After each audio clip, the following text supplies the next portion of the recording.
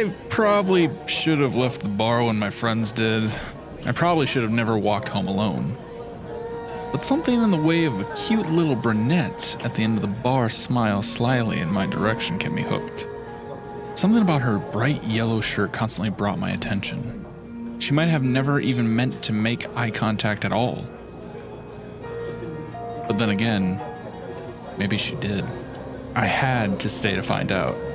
So I told my friends goodnight and I promised to catch them the next day. I told myself I would at least say hello. I pictured 1,000 different scenarios for what might have happened next.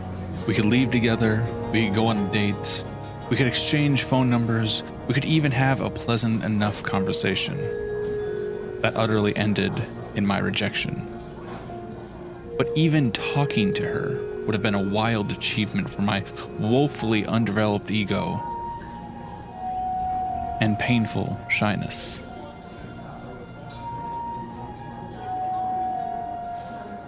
Any of those endings would have been better than another defeated night at home, alone. Of course, it didn't matter because I choked. I sat at the bar and tried not to stare. I tried not to look weird, but then I started to think so much about trying not to look weird that it looked weird, you know? I bought a round of 6 shots for her and her friends. When the bartender asked me who they were for, I panicked and said me. So he brought them to me, 6 shots. Then he left to help another customer while my social anxiety screamed obnoxiously. One of the 4 friends caught me looking at them and shot a skeptical glance across the bar. She saw all the alcohol sitting in front of me. I saw her whisper to the brunette. I saw them look at me and laugh quietly. I escaped to the bathroom to avoid the embarrassment. By the time I got back, they were gone. But the shots were still there. Wind and drizzling rain poured at the wooden door to our shitty dive at the edge of town. I knew I would have to leave my car there. I knew I would have to walk home through the woods. It wouldn't be the first time, I guess. In my youth and inexperience, I hoped the shots would warm me up. The temperature promised to dip below 32 in the early morning hours, and so I shouted, "Bottoms up!" drunkenly to the closing time crowd and sank all 6 to the sound of disappointing murmurs and half-amused snorts. Of course, that never warmed me at all. It just made me more drunk. I don't remember getting kicked out. I don't remember leaving the place at all. The next path my memory places me is on the path through Bayview Woods, in the rain, by myself. Thousands of trees sat between my home and the bar, their roots tied together like the twisted electrical trees in your house.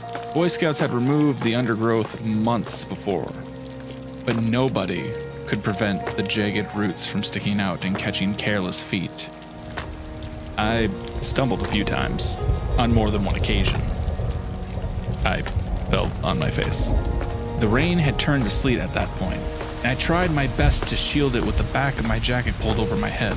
The dirt on the clean green path quickly turned to mud as my feet sunk and slurped unhappily.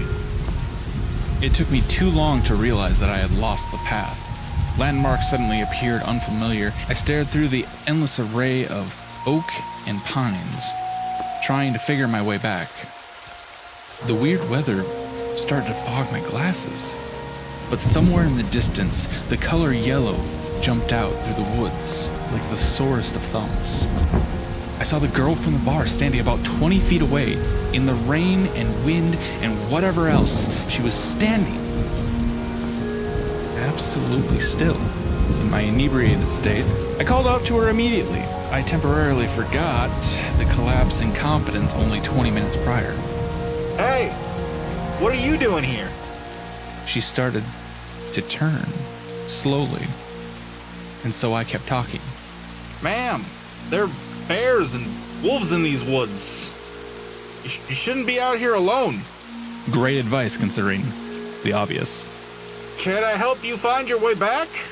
She didn't reply. I walked closer to the yellow jacket in the distance. My glasses blurred so badly I had to take them off. That, combined with the lack of light in these deep woods, made it almost impossible for me to see anything. Are we back on the path? I think I'm a bit lost myself. The girl stared at me oddly. My instincts scratched the itch and groaned. I was close enough now to see the look of utter boredom and amusement in her pale blue eyes. That was a weird thing to see, given the circumstances. She stared quietly for what felt like the entirety of 5 minutes. I was not sure what to do. I could walk away. I could keep talking and try to guide her back towards safety. But something in the way this girl looked at me made me feel just uncomfortable. Then she did something even more odd. She lowered herself to her knees and started to use her hands as legs. I tried to ask what the fuck she was doing. I tried to ask her to stop, but my words turned into slurs, and I backed up from her the same way a dog might analyze an approaching threat. The girl said nothing. Instead, she lowered her shoulders and started to charge. I ran so fast, the scenery started to blur beside me. Rain whipped in my face. Underbrush and branches jumped back wickedly to cut me all over. I thrashed about desperately trying to find my way. I could hear the girl still following me. I threw stuff to slow her down. I tried to change direction, but nothing seemed to change her mind. I heard a hideous growl escape from her mouth before she leapt at an intersection and pinned me to the cold, hard ground. Please, ma'am, I'm so sorry. Please, I have a family. I begged my attacker as if she was human, as if she were understanding the fucking words coming out of my mouth. But there was no comprehension on her crazed features. At such a close range, I could see it all. Blood dripped down from her small scrapes and slices against her cheek. Her teeth looked absurdly yellow, and her breath stank like hot manure. Her nails felt long and jagged against my skin. I rolled around petitiously as the girl growled again. It was a deep, guttural sound, like an animal about to feast. I reached for any sort of weapon I could find, and found a heavy rock leaning up against a tree. I wrapped my hands around it and brought it down without hesitation. Her head cracked like a watermelon. There was no reaction at first on her plain features. There was no words from her twisted mouth. She simply paid me one last confused look in the pouring sleet of the evening. Then she fell to the side while blood seeped into the leaves. I ran home. I never reported the encounter to the police. I'm not really sure what the hell they would say. I never really told anyone about it. Part of me expected to wake up the next morning and hear about a body found in the news. But none of the papers reported any such news. Nobody talked about a dead girl in town. I checked my clothes for blood and found nothing. I checked the spot where we fought. To the best of my memory, nobody was there. I started to blame the booze. It had to be the most reasonable explanation. As weeks and months passed, I began to accept it wholeheartedly as fact. It had to be a crazy, drunk, tripping experience of some sort. I went to the same bar last night, and for the first time in a long time, my friends stayed with me. Call it a group attempt at conquering my growing irrational fear of the bar and woods. I stayed late, I ordered rounds of shots with my friends, and I enjoyed the closing minutes of our favorite football team. The place was packed. People milled in and out to smoke cigarettes and hide outside. Around 10 o'clock, an old familiar flash of yellow entered the door and grabbed a seat by the bar. She smiled slyly. She could have been looking at the door behind me. She could have been zoning out altogether. She might have never even meant to make eye contact at all. But then again, maybe she did.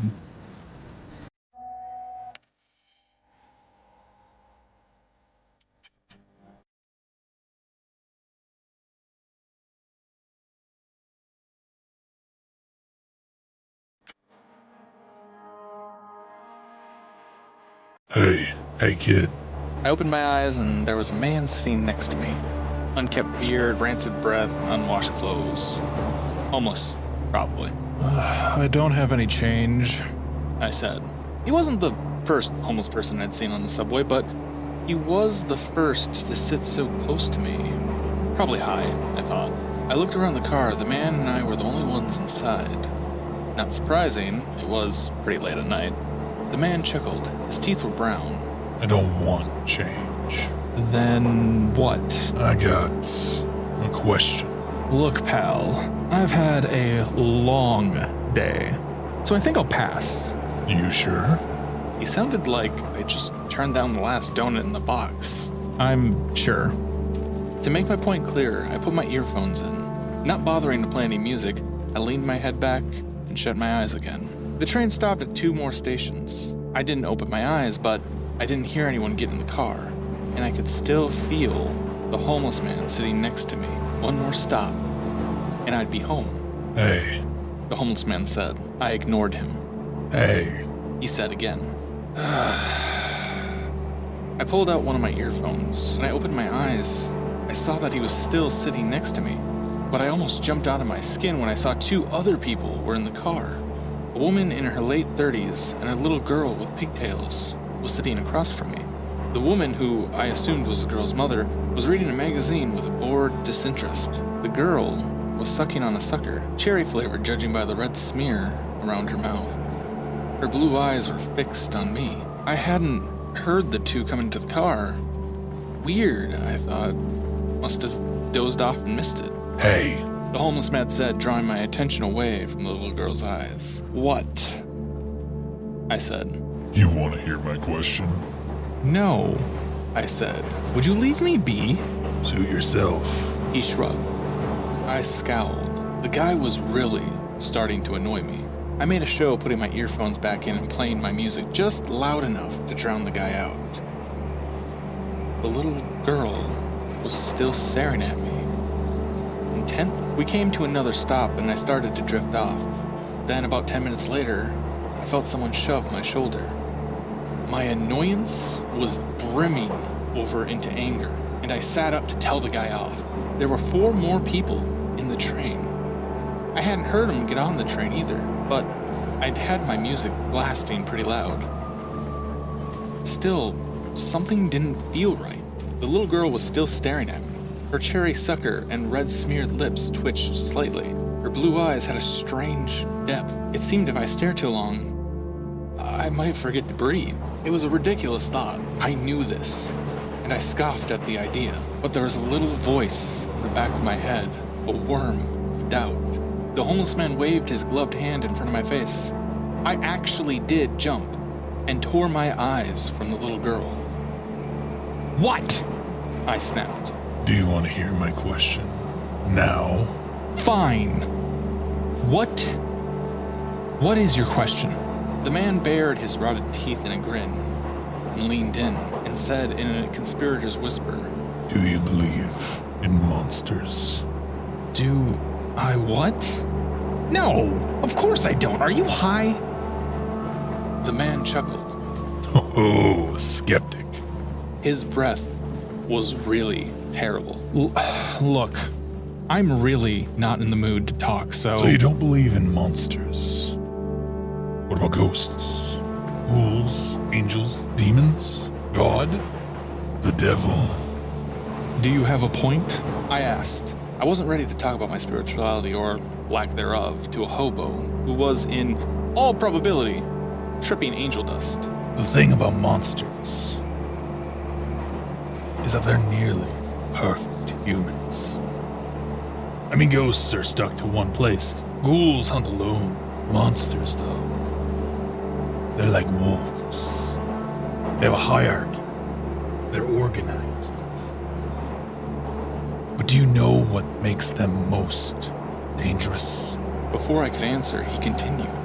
They hunt in packs. They set up traps. Their prey seldom know what's happening until it's too late. But they don't kill their prey straight off. Oh no. That'd be too easy. They toy with them first. Get their scent. Monsters love the chase, see? Where are you going with this? I said. I wanted to sound angry, but the guy was starting to creep me out. I just want to ask you one more question. He said, nodding to the rest of the train. How did these people get here? The train was packed. Every seat was taken. Men and women of all ages filled the space, and every one of them were staring at me. The little girl with the pigtails and the red smeared lips had her blue eyes fixed on me. The sucker that she held in her mouth made her cheek bulge on one side. The train was slowing down, arriving at my stop. How? The words left my lips in a breath. The train came to a stop, and the doors slid open. I felt the need to run, to push through the staring strangers and sprint home. Instead, I stood and calmly made my way to the door. As I walked past the little girl with the pigtails and the red smeared lips, she pulled out her sucker and smiled at me. The sucker was blue. I wanted to smile back, but instead, I pushed through to the exit. I stepped out into the night air and sighed in relief as I watched the doors to the train slide shut. I watched as the train slid away on the tracks, eventually swallowed by the darkness of the night. I turned and walked home. The whole way I thought about the train ride. How did those people get on the train? Who was the homeless man and the little girl? Had I imagined it? Or did her teeth seem a little too pointed? I was ready to shake it all off. I was ready for my bed. I took the elevator up to my floor, entirely made my way down the hall to my apartment. Once the door was in sight, I noticed something strange. There was a piece of paper tacked to the wood of the door, a note scrawled in messy handwriting, with only 3 words written. Cut your scent.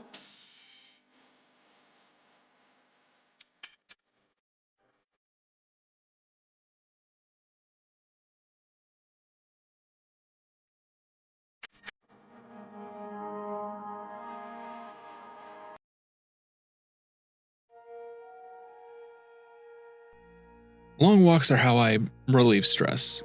I work in printing, so my job keeps me challenged. Not that I don't like challenges. She stood in the middle of my path, staring at my eyes. I didn't want to make a prolonged eye contact, so I did flinch. That made her laugh. She insisted that I let her walk with me, so I did. Every day she was waiting after that. We would walk through the fields and then the lower trails and then the woods. Whenever we got to the woods, she would kiss me. The first time, she just blew a kiss and then left me. Her kisses found my cheek and then my lips. Then her kisses got increasingly more passionate. I somehow got the wrong idea about all of this. Although I'm not sure how. One day, I simply tried to kiss her first, and she shielded away. She smiled like I was crazy for that. But then she kissed me anyway. Weird. Every time she kissed me, she would leave. I tried to follow after her, naturally, but she would vanish. So I resolved to get my kiss early. I asked her, I don't want to go all the way. Can we stop here? She just shrugged and walked on, leaving me there. I didn't see her again after that. She had herself a new friend. More creeped out and curious than anything, I followed them and watched. As she reached the woods, he stood in a trance. She extended some kind of root from her mouth into his, drinking something out of him.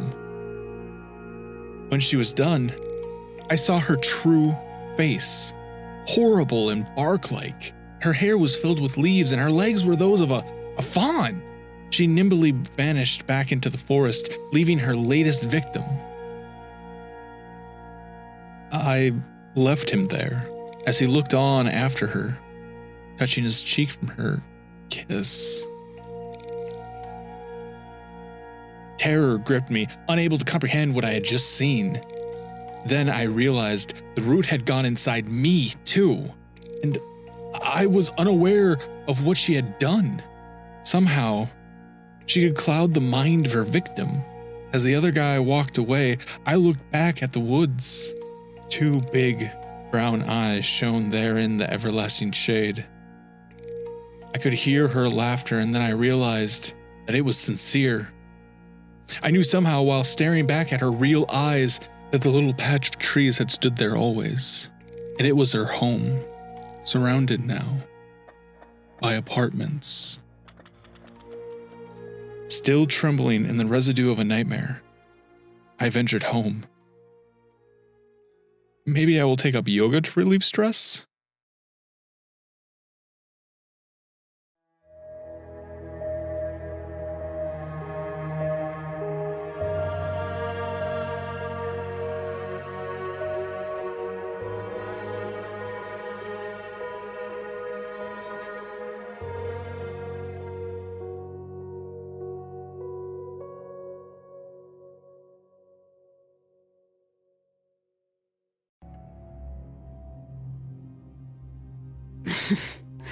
Cheating death's easy. People unconsciously do it all the time.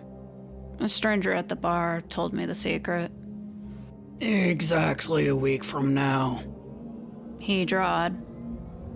you're scheduled to meet death, so you better change up your appearance to avoid him. Seeing my puzzled look, he continued. Death, the old Beck, is like a Walmart shopper with a shopping list. When he can't find a specific product on the shelf, he'll take the next best thing. You get me? I don't remember what the stranger looked like and dismissed his words as drunken ramblings. Yeah, before 1 week passed, I decided to get a makeover, just for the hell of it.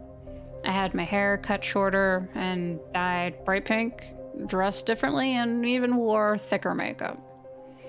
Exactly 1 week after I met the stranger, my twin sister died in a car crash. When it happened, I was in denial and told myself it was merely a coincidence. But the stranger's words continued to linger in my head. After some time passed, I dressed differently again, wore glasses and a dark wig as I went about my days. Soon after, I saw a news flash about a woman who was killed in a homicide. Only a single photo of her was shown. She had a pink bob cut. Death is persistent. Since then, I always made sure that I looked like a different person every once in a while, even undergoing some cosmetic procedures. By fate or something else, news of deaths of women who looked similar to how I did before each big change always came to me. I felt guilty, but didn't want to die. I became obsessed with the idea of cheating death. By the time I reached my 60s, I stopped hearing news of deaths of women who looked like I had. It was also during that time I felt fulfilled in my life and decided I wouldn't mind dying. I stopped changing my appearance, but death never came. I guess death has given up. When the Walmart shopper never finds the exact product on his shopping list after coming back many times, he figures that its production has been cut off and gives up searching. This wasn't an issue for me until I grew old, and my body limited me to lying down until the fabrics of the old nursing home bed rubbed against my open sores. When my heart stopped beating and my lungs stopped breathing, I expected relief, but I was met with an empty void. I could see, hear, and feel nothing, left to only my thoughts. I could only hope that death hadn't completely forgotten me.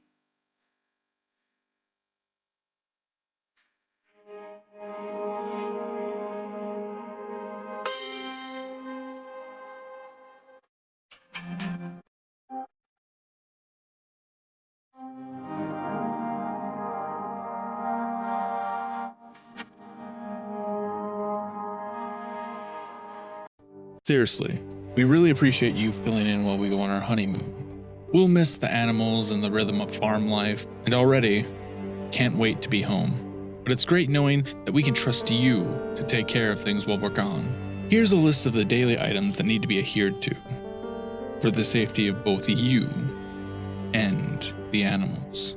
Please try to memorize this list before you get here on Sunday. 1. At 6, both morning and evening, the goats will scream for their meals. Feed them immediately, starting with the dairy goats closest to the feed room and working your way back from right to left.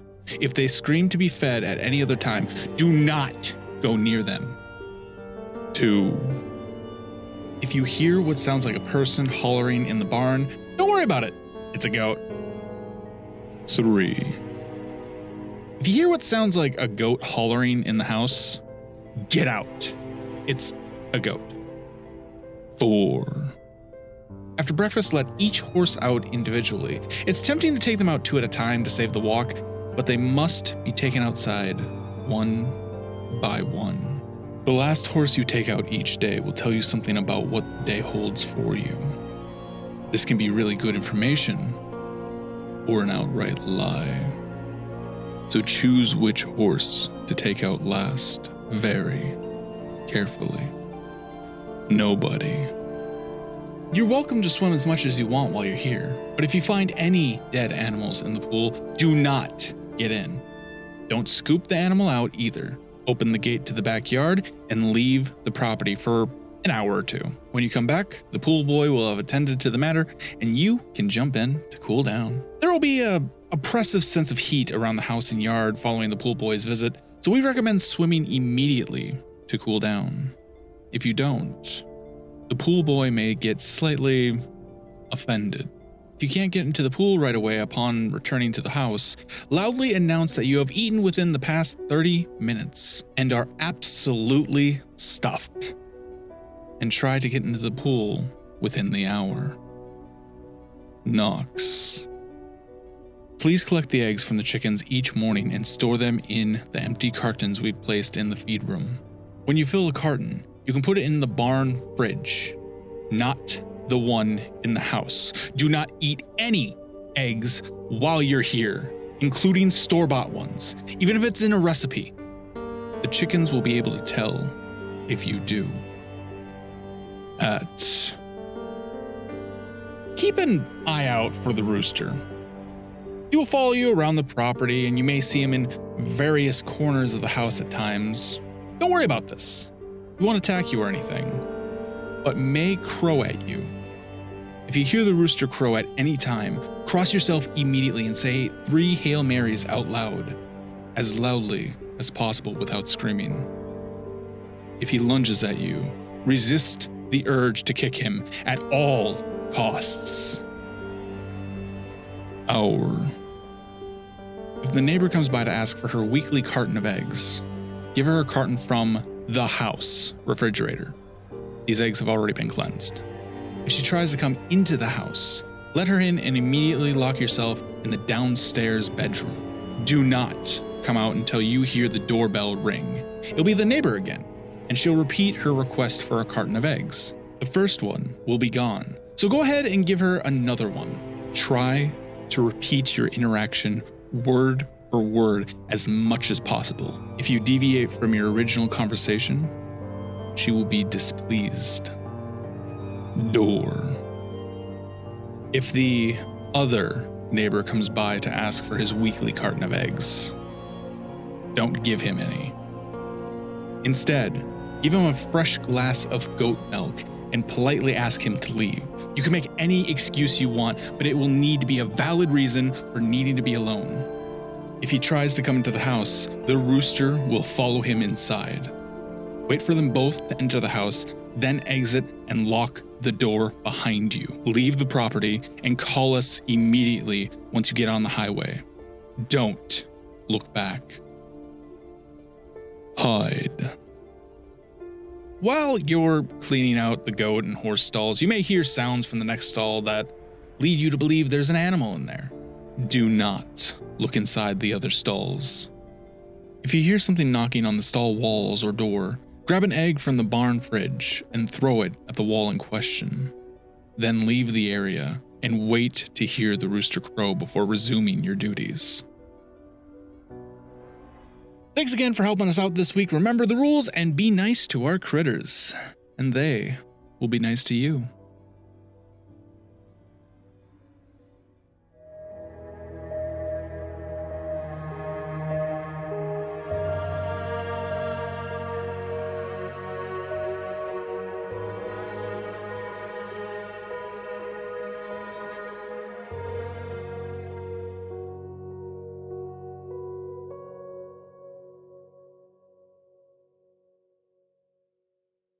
I come from a quaint little town in Ireland that most tourists would regard as picturesque. We get our fair share of tourists throughout the year as they love to wander the walking trails that crisscross the outskirts.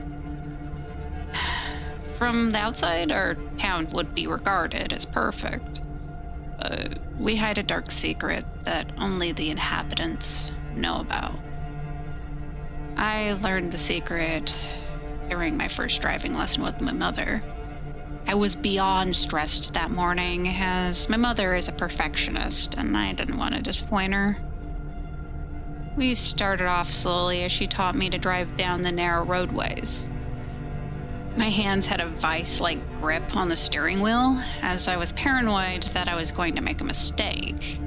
I kept glancing at my mother out of the corner of my eye to judge her reaction to my driving.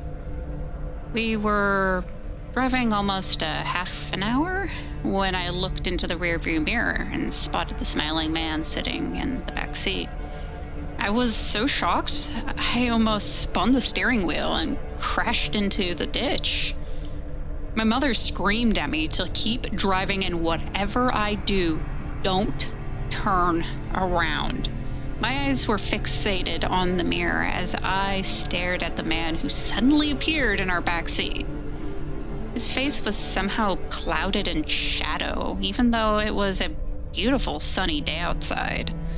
The only features on his face that I could make out were his eyes, which were a sickly green.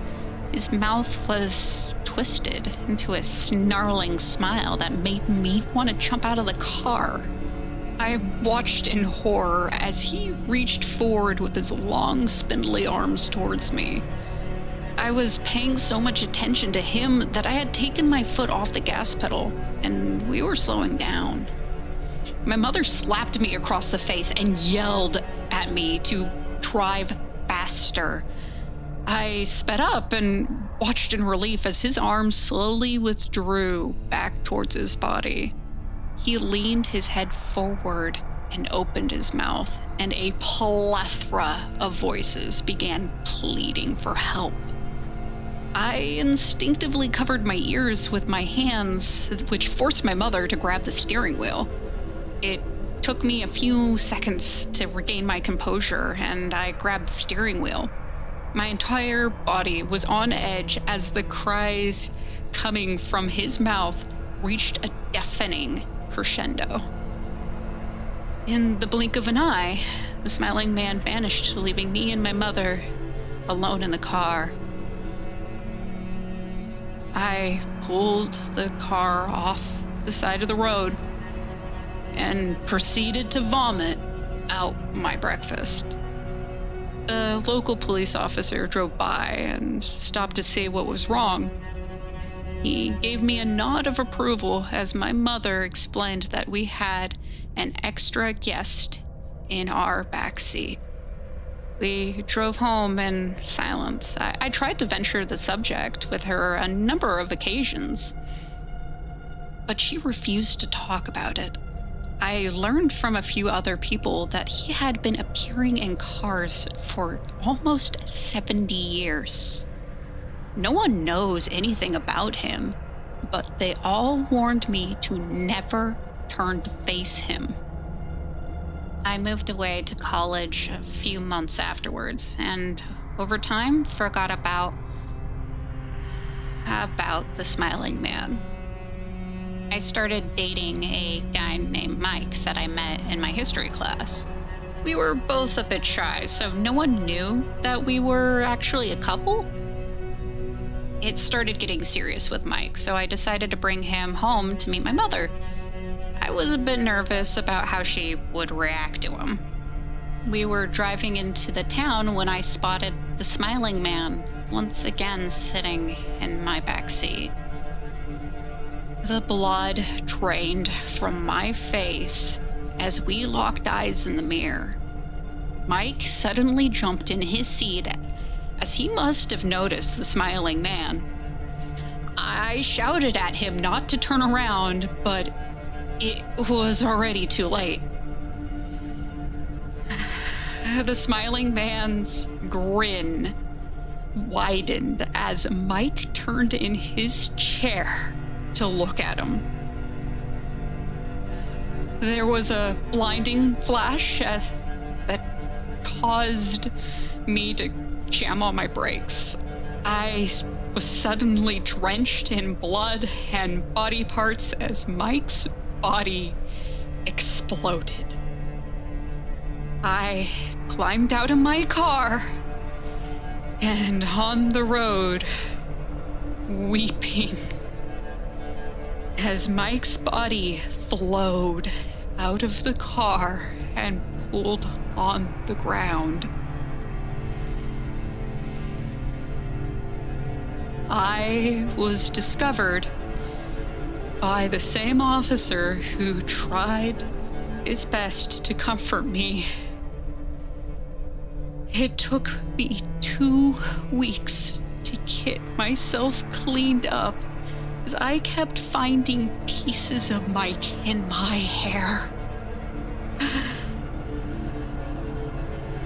I went back to college almost 3 months later, and my heart dropped as I spotted posters hanging everywhere with Mike's face plastered all over them. A woman saw me looking at them and asked me for help locating her missing son. I excused myself and practically ran away. I didn't have the heart to tell her that her son is buried in a small field in the middle of nowhere.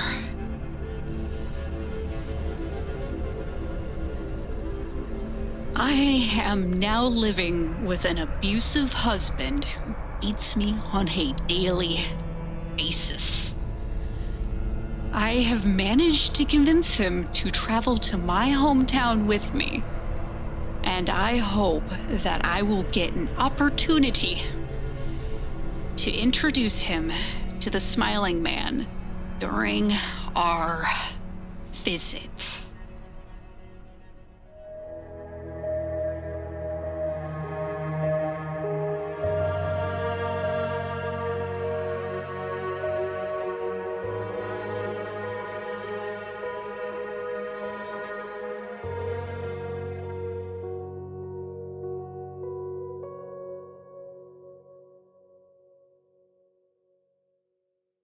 I've been a security guard in my company for over 2 years now, but the work my company does is not your typical run-of-the-mill.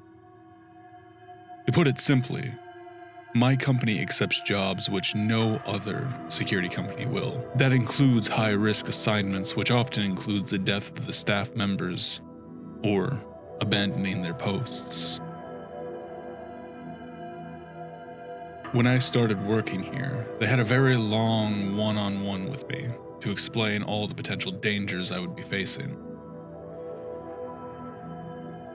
They also made me sign a NDA and a bunch of other papers which stated that if something were to happen to me, the company would not be held responsible. They explained the job is risky, but also paid well. I had been jobless for a while and jumped at the opportunity regardless of the risks. Unlike most other companies, though, they made me read through the entire NDA aloud and made sure that I was aware of all the rules. Some of the things I read made me think initially that this was all a joke, but then I saw my superior was dead serious.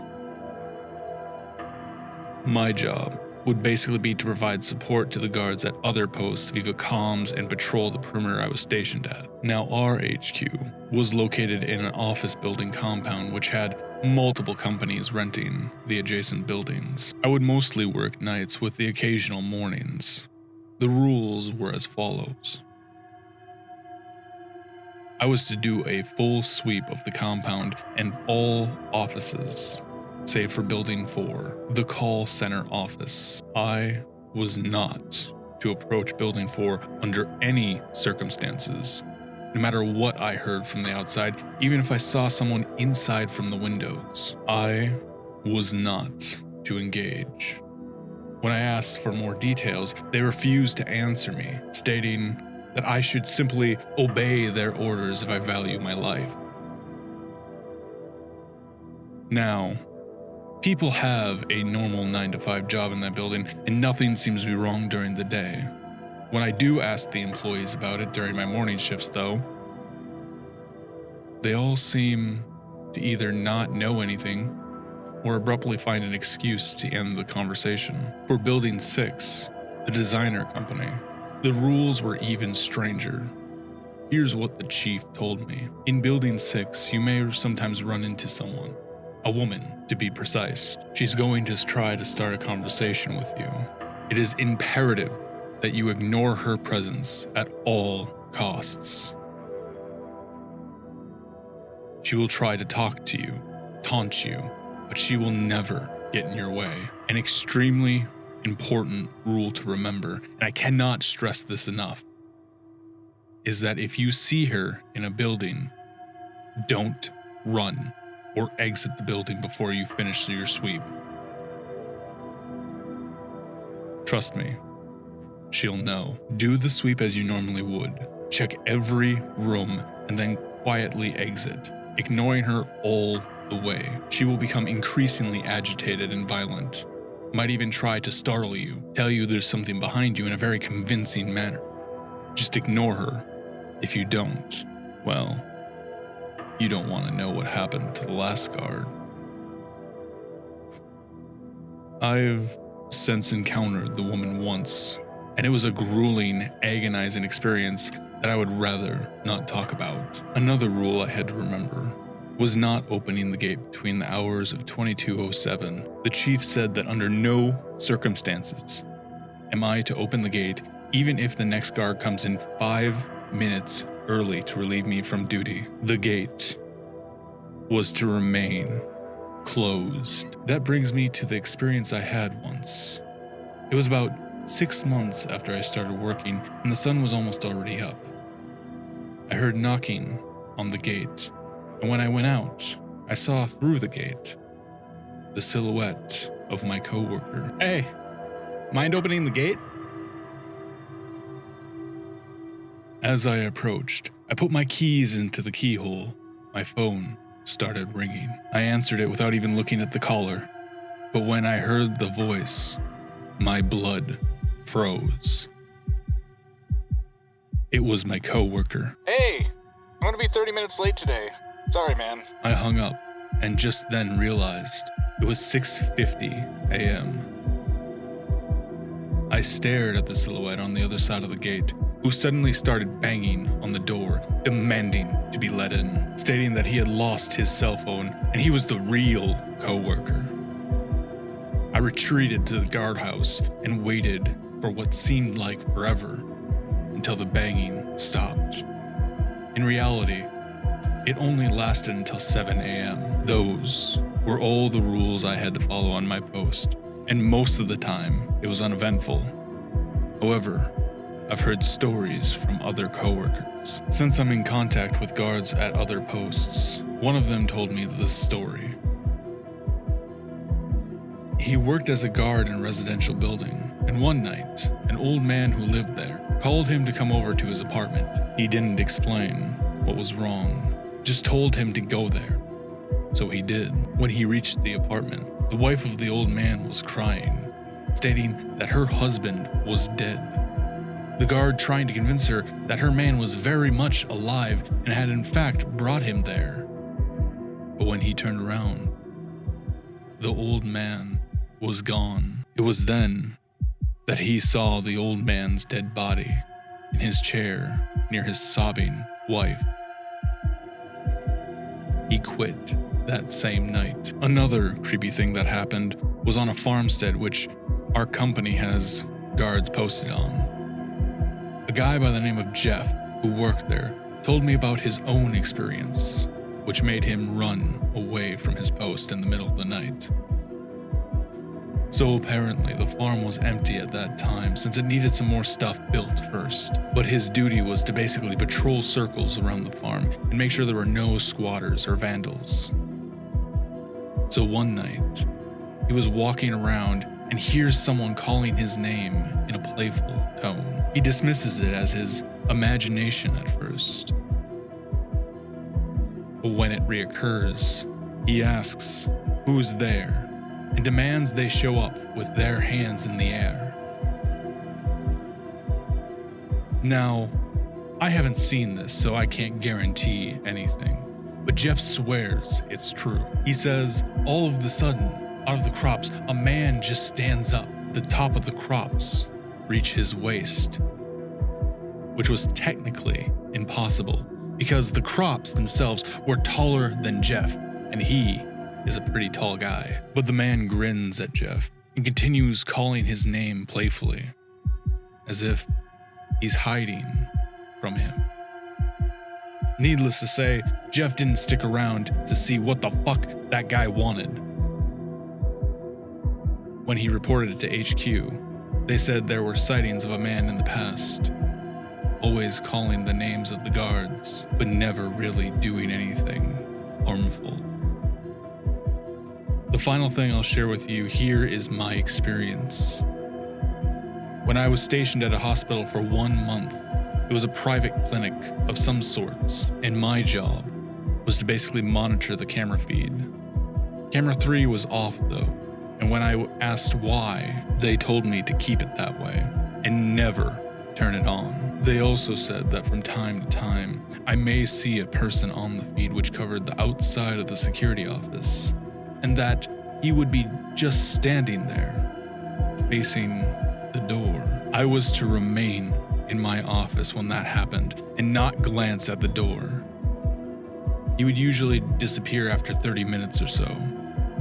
Patrolling was strictly forbidden between the hours of 3 a.m. and 6 a.m.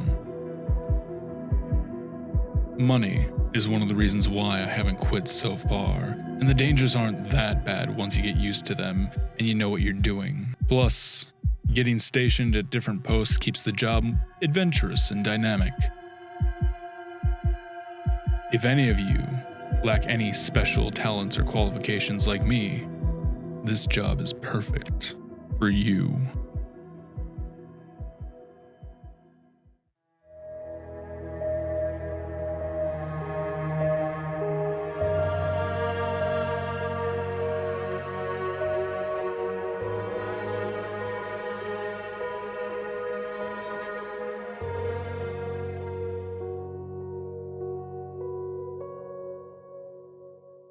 I hope beyond all else that I am mistaken, whether it's due to a misinterpretation of what I saw, if the events actually occurred, or that the events themselves were entirely fabricated by my then fatigued mind. I had just ended a long shift at work, and the energy drinks I had consumed during the day got me mentally and physically hyperactive after my shift ended. To expend the excess energy, I decided to go for a walk around my neighborhood. What some may call upper middle, my subdivision is a sprawling area where the suburb establishment coexists with nature rather than supplant it. Nature is kept at bay so not to intrude upon man's mundane comfort, but also allowed to grow freely in segmented sections, through which trails have been cut to allow for nature walks. The word harmony would be adequate to describe the balance established. I explain all this to provide an idea of the area so that the weirdness of what happened truly resonates. I do not live in some rural, uncultivated expanse of land. Man has stamped its mark here, and people can be seen walking their dogs, children riding their bikes, vehicles passing to and fro. You cannot walk without seeing at least a few people, and the large houses are evidence enough of a very present population.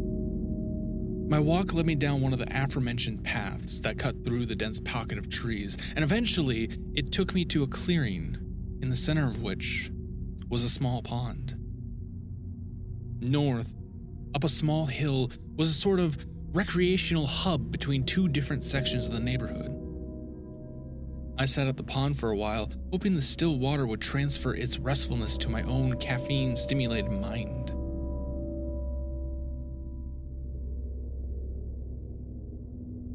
But I still buzzed from the stimulant, and decided to jog up the hill and beyond, hoping to just tire myself out. I arrived at the hub, benches, playground, and a building from which sporting equipment could be rented, and continued my jog towards the next portion of the path, which continued on the opposite side of the street. A car was coming, so I stopped to allow it to pass. I would have continued to cross, but something to the left caught my eye. 4 figures were standing together, 2 of whom were gesturing casually toward the nearby forest and houses. The other 2, I came to realize with a sudden and terrible awe, were clearly not human. Usually when terrors such as these are noticed, they appear in shadows, hidden by darkness or veil, not at 6 p.m. when the sun still shares its revealing light with the world. I don't want to go through the pains of remembrance necessary to adequately describe those other 2 beings. I'll say only that they were alien and in the truest, most base sense, foreign to everything natural to this world. The 2 who were vaguely humanoid were clothed in what appeared to be form-fitting gray suits, buttoned and fastened immaculately. From a distance, I couldn't make out their faces, but I could tell that they were hairless. They were engaged in a speech of sorts, obvious by the way they moved their hands as if orienting. Something about their behavior seemed vaguely familiar. I recognized the air of the mannerisms as something I had seen before as a child. The nature of their interactions, the fact that these clearly inhuman beings were just out in the open, going about their business as if they belonged, terrified me. Cars went by, yet none stopped or even slowed. Other joggers passed, totally unaware of the weird gathering mere feet from them. The nature of their interaction, the fact that these clearly inhuman beings were just out in the open, going about their business as if they belonged, terrified me. Cars went by, yet none stopped or even slowed. Other joggers passed, totally unaware of the weird gathering mere feet from them. What really unnerved me was that even dogs hadn't noticed the strange visitors. And if horror movies have taught me anything, it's that dogs, in general, can pick up on this kind of creepy shit. I wanted to simply walk away, tell myself that my brain was just fried from the terrible idea to jumpstart it with energy drinks. But the realness of their presence wouldn't let me move on. I've seen the immaterial apparitions projected by a sleep-deprived mind. Those 4 weren't anything like that. So without any other course of action left to take, I walked toward them. I was standing about 6 feet from the group, and not a thing changed. They hadn't noticed me, nor had they made any indication that they noticed the other people casually walking and playing throughout the area. This somewhat lessened my trepidation, because at least for the time being, they didn't appear hostile. The 2 formally dressed beings were still doing what was obviously some kind of presentation, and the other 2 seemed enthralled. Though that's complete speculation on my part. I think it was my focus on them that pulled them into a state of awareness. One of them stopped speaking. At this proximity, I could see that they had no faces, just stretchless of pale blue skin where their mouths and sensory organs would be. This stretch moved in conjunction with their gesturing, like a facial pulsation, so I equated this to the act of speech.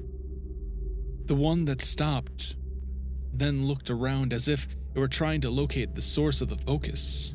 I was practically right in front of him, and curiously, momentarily, unsuperbed my fear, causing me to focus even more on him.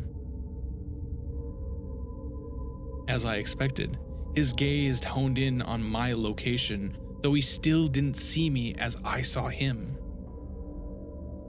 He nudged his partner, who ignorantly oriented, and then the both of them stared at the spot where I stood. The one who hadn't noticed me first, we'll call him Tall, since he was taller. He made a weird gesture with his right hand.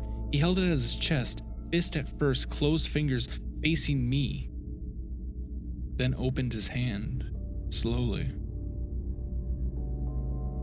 He then pantomimed a motion that suggests the grasping of a ball and turned his hand to the left. Despite the abstract nature of the display, I got the sense that time was involved somehow. He ceased the turning, and I felt a slight shift in the environment. Nothing dramatic or even really noticeable, but it seemed that a different change had occurred, whether it was localized to the immediate area around us or in the fabric of space-time. I couldn't tell you, I just know that things had been reversed, or that these visitors had rewound something. Then, they truly saw me. The two presenters were immediately taken back, their duel recoiling, very human in nature. The other two entities made movements denoting some incomprehensible reaction. My temporary suppressed fear returned with fever. I was still very much afraid, despite how startled they were of my sudden appearance. Short, the shorter figure, did a series of gestures toward Tall, then to the two bizarre entities, and then again to his partner.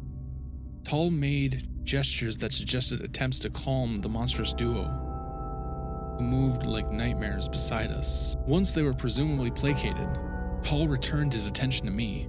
I could be wrong, but I think he actually straightened his suit and made efforts to regain composure, as if he planned to make a formal address. He held up his hands, palms facing me, fingers I had just noticed that there were 12 of them in each hand, stretched wide and pushed forward. He hadn't made physical contact, but I felt a force press upon me and a subsequent connection of some kind established. I felt the intimidation of mental contact, dare I say, a telepathic connection of some sorts. Then I heard a voice. If stark nothingness had a sound, it would be that voice. There was both a substance and an emptiness to it. I heard him speak, and I'm not sure if the voice and its unnerving hollowness scared me more, or the message it spoke. We're terribly sorry. We seem to have arrived a bit earlier than appointed. By our measurements, you should have all been gone at this point in time. But we can see now that we underestimated your existential resistance. Please forgive us for this intrusion. Unfortunately, our guests have expressed great interest in this planetary property and wish to make purchase as soon as possible. We will expedite your removal shortly. Thank you for your continued patience in these coming weeks as we make the necessary adjustments. After those words, I guess I fainted. or was purposely rendered unconscious because I awoke on the sidewalk with a man and woman standing over me. They said I had been jogging in place, staring at nothing, and suddenly collapsed. They helped me to my feet and left when I assured them that I was okay, just tired. I walked over to a bench and sat down, trying to process what had happened. It was then that the realization hit me. The familiarity of the visitors' mannerisms. They behaved just as realtors had when my family first moved into this neighborhood 12 years ago. Showing off the house, making exaggerated gestures as they entered rooms to point out the desirable features. These two beings in some other sphere of time were showing off Earth when all humans had died. I returned home and started typing this up. As I said at the beginning, I hope my mind was just playing tricks on me, conjuring some weird waking dream as it tried to reconcile its tiredness with the effects of the energy drinks. Perhaps it just turned a distant memory in a terrible hallucination. God, I hope that's the truth, but I can't bring myself to accept that it is.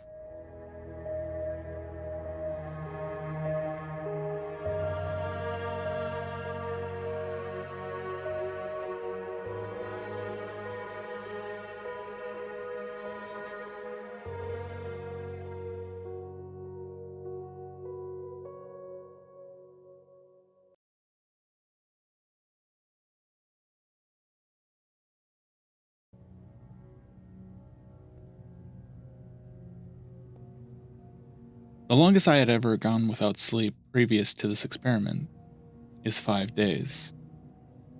I have been training my body for the past year to withstand the conditions most humans wouldn't imagine.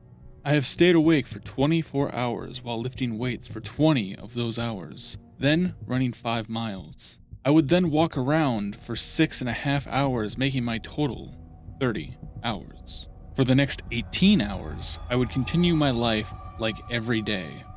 Writing, documenting, talking, walking, working, etc. I have done this experiment successfully 10 times of straining myself for 48 hours. I now have the stamina of, well, I don't know what to call it, but I have it. I regularly don't sleep for 3 days at a time. The longest anyone has stayed awake is 11 days and 25 minutes. It was set by Randy Gardner in 1963. I want to top that. Here, I will be documenting what happens, as well as a camera that will be reviewed after every 6 days. Why am I doing this, you may ask? Well, me and a friend of mine want to see the effects that lack of sleep have on the human body. I won't have contact with anyone for as long as I can go without falling asleep. I will not use energy boosters. Wish me luck. Day 1, 12:03 a.m. These first 24 hours have been a breeze. No signs of hallucination, sleep deprivation, loss of cognitive or sensory abilities, and no eye bags. All work done. Today has been productive and easily completed. Appetite is unaffected, no signs of aggression or change in mood. Day 2, 12:04 a.m. Day 2 has been a repeat with slight differences of day 1. No signs of hallucination, sleep deprivation, loss of cognitive or sensory abilities. I do have eye bags. All work done today has been productive and moderately easy to complete. Appetite is unaffected. No signs of aggression or change in mood. Day 3, 12:01 a.m. Today is actually easier than yesterday. No signs of hallucination, sleep deprivation, loss of cognitive or sensory abilities, and the eye bags aren't as noticeable. All work done today has been productive and easy to complete. Appetite is unaffected. No signs of aggression or change in mood. Day 4, 12:02 a.m. Today has been the worst by far. No signs of hallucination, signs of early sleep deprivation, No loss of cognitive or sensory abilities. Eye bags are carrying groceries. All work done today was not productive and moderately difficult to complete. Appetite is unaffected. No signs of aggression. Mood has been declined. Day 5, 12:04 a.m. It is worse than yesterday.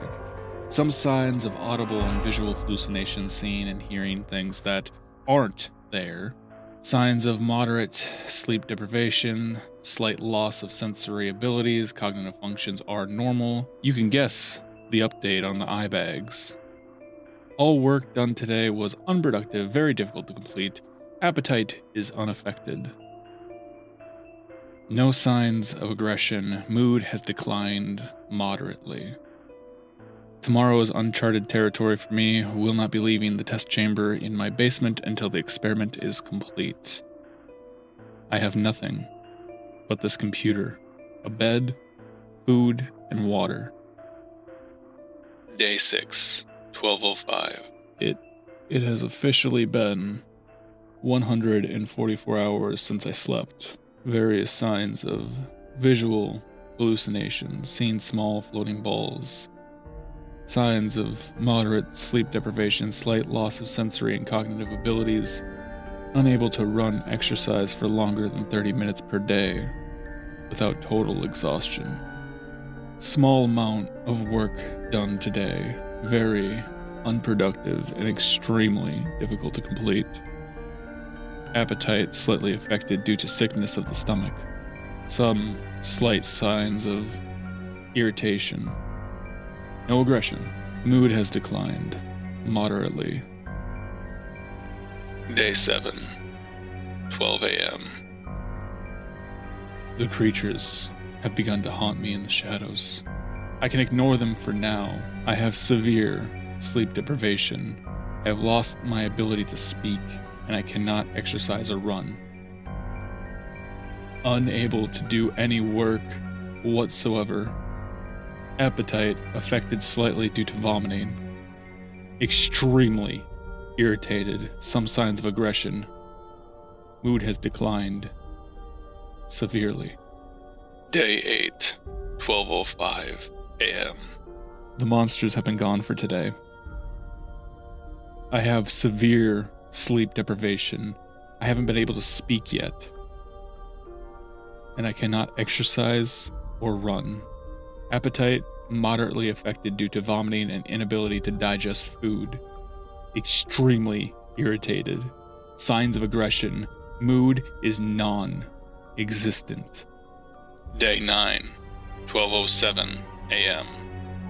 The monsters still aren't back, but they are watching. Always watching. I don't want to sleep anymore. I can't speak, I cannot run or exercise. I cannot eat, but I can drink small amounts at a time. I vomited 6 times today. I don't know if I'm being paranoid, but any noises at all have me wanting to scream. I have been trying to attack the creatures in the walls. I don't think my mood is any better. Day 10, 12:02 a.m. The monsters won't come back. I want them to. I just want to know where they are. Then I can stop them. I can't speak, I can't walk, I can't eat or drink. I have red goo coming from my mouth. I've been hitting the walls all day. And now, my fists have the red goo coming from them. Day 11, 12:03 a.m. I did it. I did it. I lasted longer than anyone ever has. The monsters aren't back yet, but they will be soon. They don't know I can hear them. They don't know I heard them say it. They'll be back. When they are, I'll be ready. I have been preparing. I know that if I can't see or hear them, they can't hurt me. I won't tell you because you will tell them. I can't talk, but I can scream. I have been screaming for 7 hours. I can't walk or use my legs at all. I can't eat or drink. The goo is coming from my mouth and my hands. My fists don't hurt anymore. I can hit the walls as much as I want. There are cracks of white, hard things that are in my knuckles. The skin is ripped off and stuck to the walls. 12 days, 1 hour, 34 minutes, and 16 seconds. Hello. I conducted this experiment with a friend of mine a few years ago. They went without sleep for the exact amount of time stated. 12 days, 1 hour, 34 minutes, and 16 seconds. We found them in a bloody mess on the ground. We were unable to save them. I decided that I shouldn't tell their story until I felt it was the right time. They had clawed their eyes out. They were still attached, but hanging out of the sockets. They had ripped their ears off and put inside the canal the stuffing of a pillow provided for them. They had ripped open their stomach and pulled out their intestines. Their heart had been crushed and was found with their hand wrapped around it, gripping it. They had a smile on their face. They had shattered knuckles, 14 broken ribs, and were paralyzed from the waist down. They had written in blood the words "No sleep" over and over again all over the walls. On the floor, they had written a short passage stating,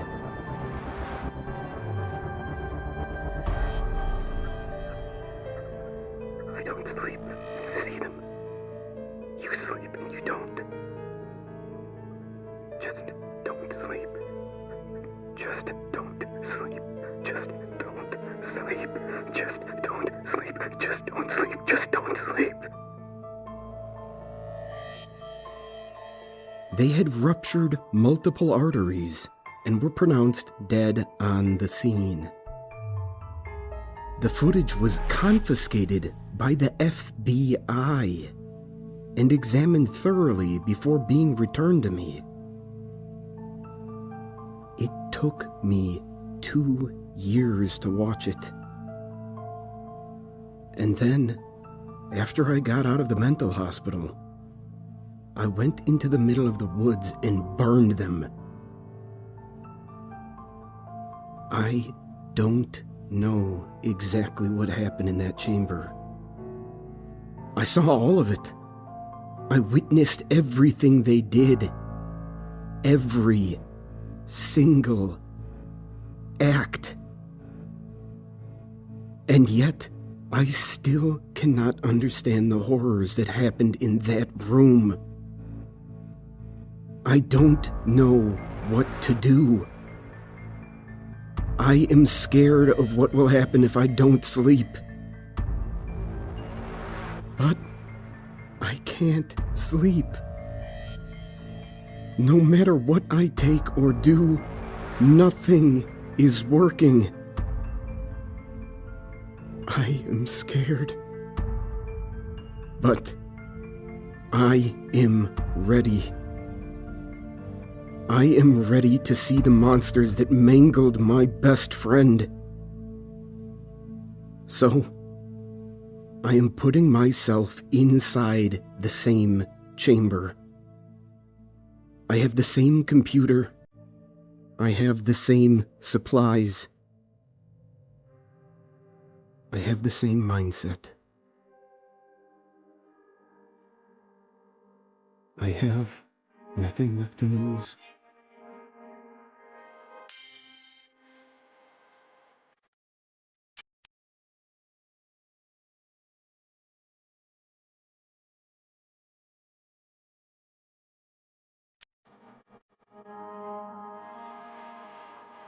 Hi everyone! It was our weekly D&D session. Greta, Johnny, Zach, and I had been best friends on campus, but our jobs put us all over the country. This D&D campaign, meeting up every Saturday afternoon on a video call, made us feel a little closer. It was the highlight of my week, but not this time. Because about 15 minutes in, motion caught my eye.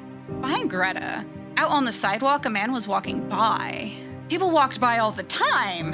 Her apartment faced a busy street, but this man looked different.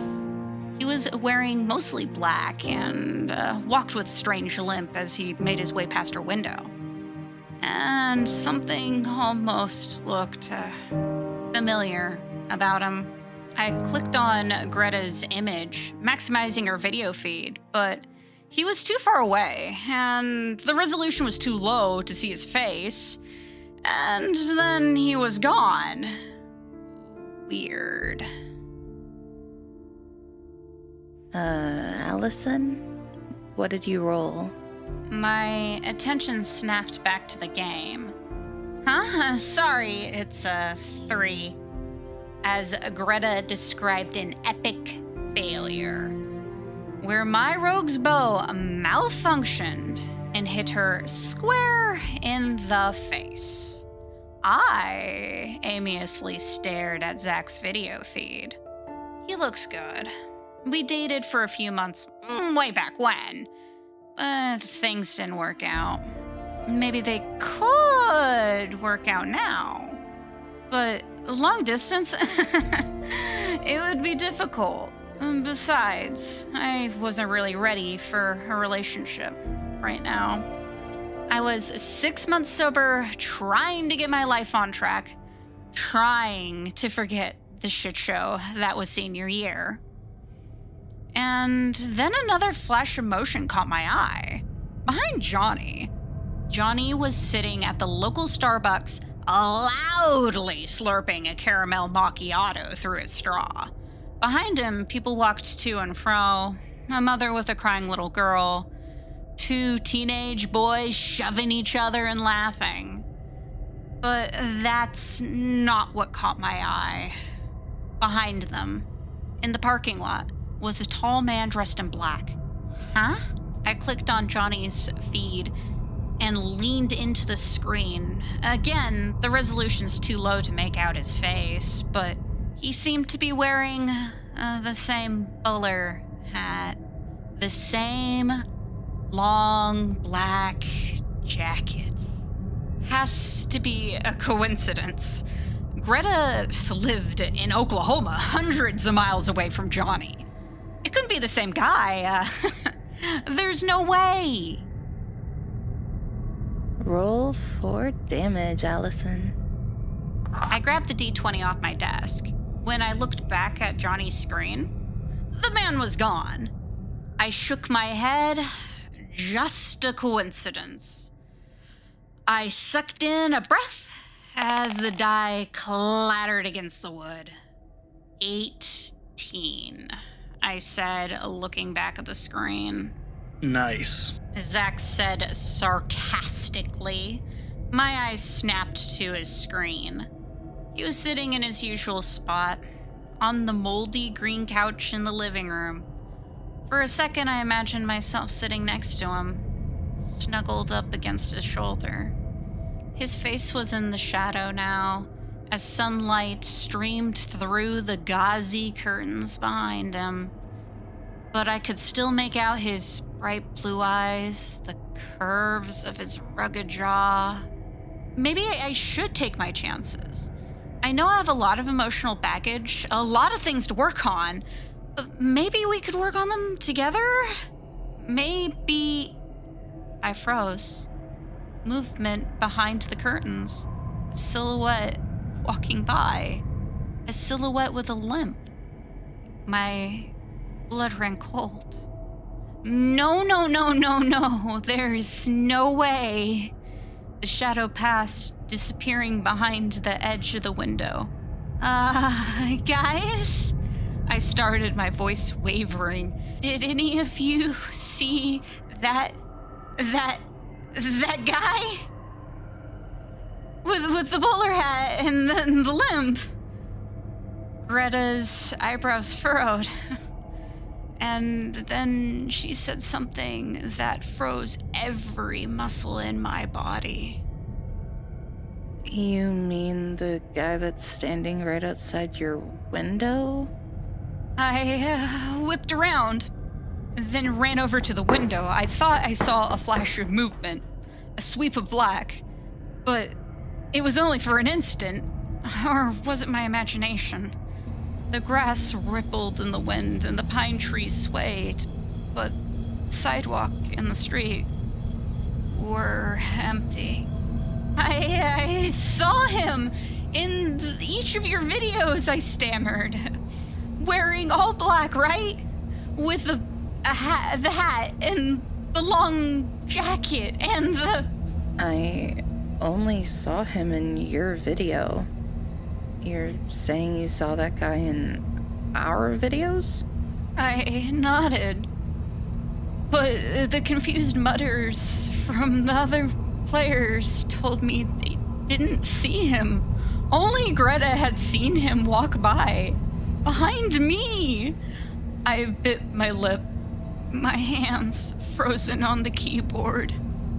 Weird coincidence, but a lot of people wear black coats, and a lot of bald guys wear hats. But he was limping too! Glitch in the Matrix kind of thing, then? Zach replied, shrugging. I don't know. Can we resume playing, though? Greta started up again. I leaned back in my chair, sighing. I tried to forget about the man, though, and put all my focus on the game. For about an hour, everything was fine. And then I saw it. At the very edge of Greta's screen, just barely poking out from behind the window frame, was the man. All I could see was a sleeve, half of one of his legs, and a shiny black shoe. How long has he been standing there? Greta, he's right outside your window! I nearly shouted. Greta paused for a second, and then she got up, went over to the window, and peered out. I don't see anyone, she said finally, sitting back down. But the instant she sat back down, he stepped out into frame. He limped out into view onto the sidewalk. I still couldn't see his face, but I could tell that his head was turned as if he were looking into Greta's window. He made his way down the sidewalk and disappeared, and stepped into Johnny's video. His strides didn't even break. It was like he just seamlessly walked from one video feed to the next. He walked down the sidewalk outside the Starbucks, his head still turned as if staring in at Johnny, and then his shadow appeared behind the gauzy curtains at Zach's. He appeared to slow down like he was taking his time, staring in at Zach through the translucent curtains. His halting, limping steps jerked his whole body as he made his way across. And then he walked out of view. And I knew it was my turn. I jumped out of my chair and ran to the window. Half of me expected to see nothing, just an empty street and sidewalk. But no, it wasn't empty. In the darkening dusk, I could see the man, standing on the other side of the street, eyes hidden in the shadows beneath his bowler hat. My blood turned to ice. I stood there, frozen at the window. We stared at each other for a few seconds, and then he lifted his hand and curled his index finger, beckoning me. I backed away from the window, my legs trembling beneath me. There was no way this could even happen.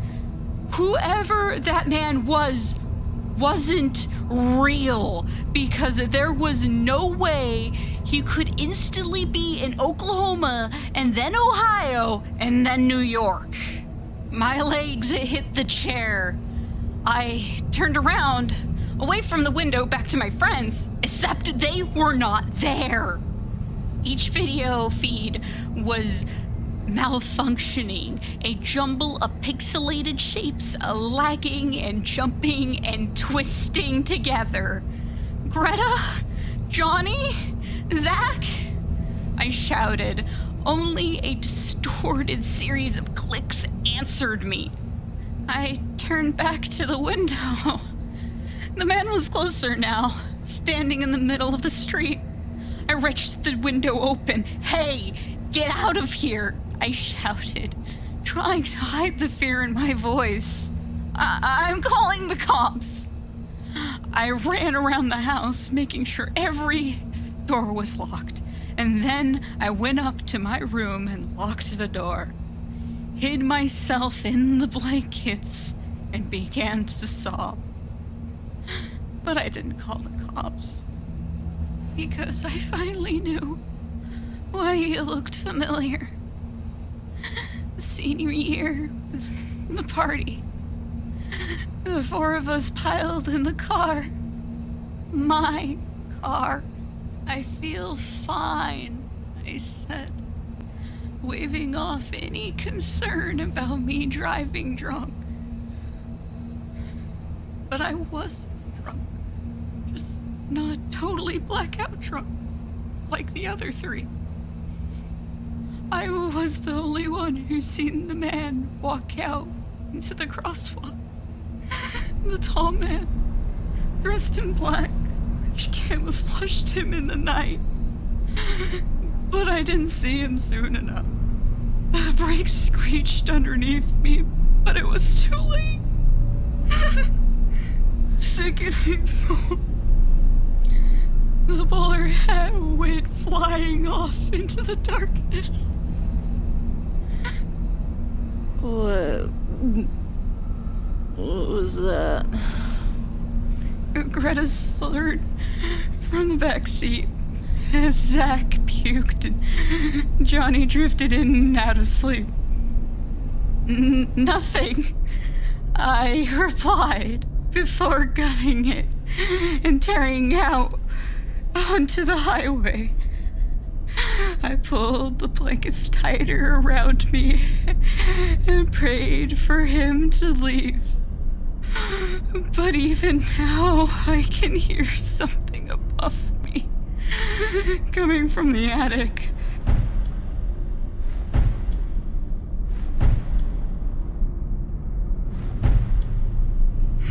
The footsteps of a limping man. I'm not sure I'm gonna survive tonight. I'm writing this so at least somebody knows what happened if I don't make it. I'm sorry.